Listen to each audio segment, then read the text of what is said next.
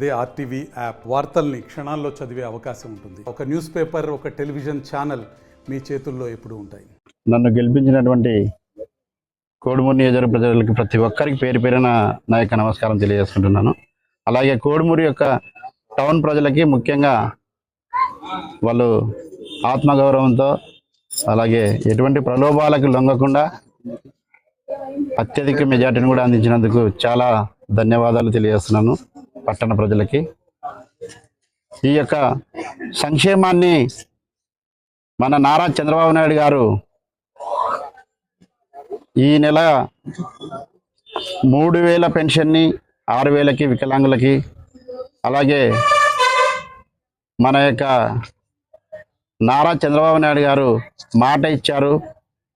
ఈ మాటని ప్రజా సంక్షేమం కొరకు ఏర్పడినటువంటి ఈ ప్రజా ప్రభుత్వాన్ని మనం తెచ్చుకున్నందుకు చాలా సంతోషంగా ఉంది. అలాగే ప్రజా సంక్షేమాన్ని ముందుకు కొనసాగించేందుకు నారా చంద్రబాబు నాయుడు గారు గతంలో 3,000 పెన్షన్ 4,000కి చేశారు. అలాగే దానికి తోడుగా 3,000 రూపాయలను అదనంగా కలిపి 7,000 రూపాయలను అందజేశారు. అంటే 65,18,496 మందికి పెన్షన్లని పంపిణీ ఏర్పాటు చేయడం జరుగుతుంది. ఈరోజు నారా చంద్రబాబు నాయుడు గారు కూడా మంగళగిరిలో స్వయంగా 6 గంటల ప్రాంతంలోనే మొదలుపెట్టాడు. దీనికి నెలకు వచ్చేసి 819 కోట్ల రూపాయల బడ్జెట్ అదనంగా పడుతున్నా దాన్ని భరించేందుకు సిద్ధంగా ఉంది మన యొక్క ప్రభుత్వం. అందుకు ఈ ప్రజా సంక్షేమాన్ని గతంలో 1,000 రూపాయలు పెంచడానికి 5 సంవత్సరాలు పట్టింది. ఈ యొక్క మన నారా చంద్రబాబు నాయుడు గారు మాట చెప్పాడు, అలాగే మేనిఫెస్టోలో పెట్టాడు కాబట్టి 1,000 రూపాయలని గవర్నమెంట్ వచ్చిన నెలకే అందజేయడం చాలా సంతోషకరంగా ఉంది.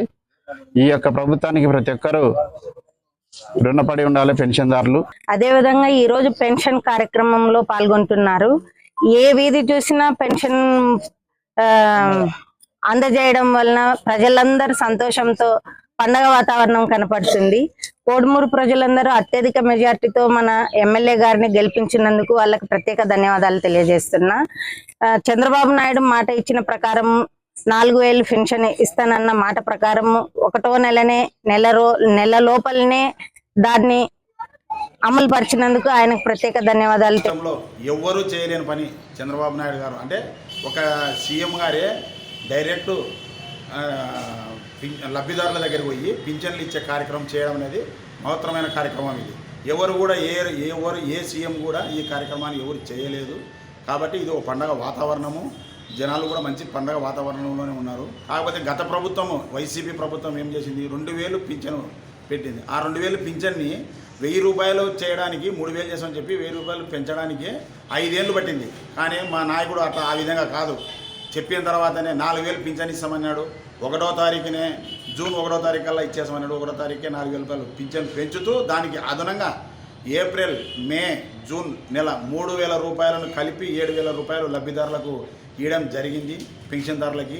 అదేవిధంగానే వికలాంగులకు కూడా 3,000 పెన్షన్ 6,000కు చేసినాడు. ఈ విధంగా జనాలు కూడా పండగ వాతావరణంలో ఉన్నారు. మాకు చంద్రబాబు నాయుడు అనుకున్న పని కూడా చేసినాడు. కాబట్టి మేము చంద్రబాబు నాయుడు గారిని ఆయన ఇదితోనే మేము కూడా బాగుపడే ఇది ఉందనుకున్నాము. రాష్ట్రం కూడా మంచి ఇది ఉందనుకుంటున్నాము. చంద్రబాబు నాయుడు గారి ఆదేశాల మేరకు విష్ణన్న గారి సారథ్యంలో బొగ్గుల దశగిరి గారి ఎమ్మెల్యే గారి సారథ్యంలో అందరం కలిసికట్టుగా పోయి ఇంటింటికి పింఛన్లు ఇస్తూ అక్కడ పోయిన తర్వాత జనాలు కూడా మంచి రెస్పాన్స్లో ఉన్నారు. అయ్యా మాకు ఈ ప్రభుత్వం వచ్చిన తర్వాత మంచి జరుగుతుందని మేము ఈ ప్రభుత్వానికి ఓటేసి మేము గెలిపించుకున్నాము. మేము కూడా ఏదైనా సమస్యలు ఉన్నా కూడా మీ దగ్గర మేము డైరెక్ట్ చెప్పుకోగలుగుతున్నాము. అదే గత ప్రభుత్వంలో వైసీపీ ప్రభుత్వంలో చెప్పాలంటే మాకు ఏం చేస్తారో, దాడులు చేస్తారో, ఇంకొకటి చేస్తారో అని చెప్పి జనాలు భయపడడం జరుగుతుంది. ఇప్పుడు పోతే పండగ వాతావరణం ఉంది. అంటే ఏరువాక పున్నము ఇప్పుడే జరుగుతుంది అనే విధంలో జనాలు అంత సంతోషంగా ఉన్నారు. ప్రతి ఒక్కరూ వికలాంగులు కానీ అయితేనేమి, ముసలోళ్ళు అయితేనేమి, అవతాతలు కానీ చంద్రబాబు నాయుడికి చేతులెత్తి మొక్కుతున్నారు.